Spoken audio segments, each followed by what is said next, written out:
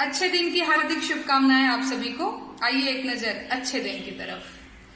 कि कान्हे झोली हाथे कटोरा थमाई गईले, अच्छा दिन आई गईले हो। कान्हे झोली हाथे कटोरा थमाई गईले, अच्छा दिन आई गईले हो।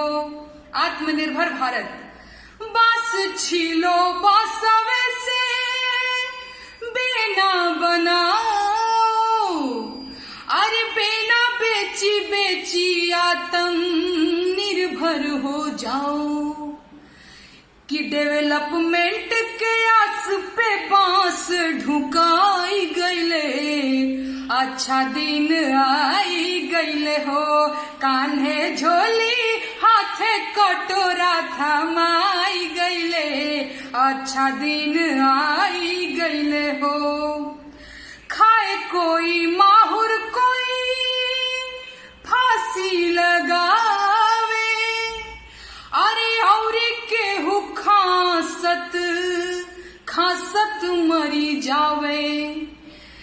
कि भाया सब कर करे जावा जुड़ाई गईले, अच्छा दिन आई गईले हो।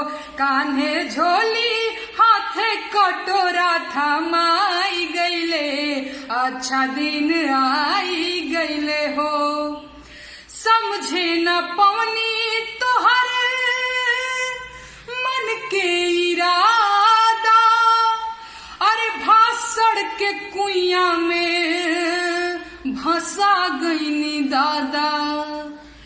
कि साहेब बन के बाहर रुपिया देखाई गईले, अच्छा दिन आई गईले हो।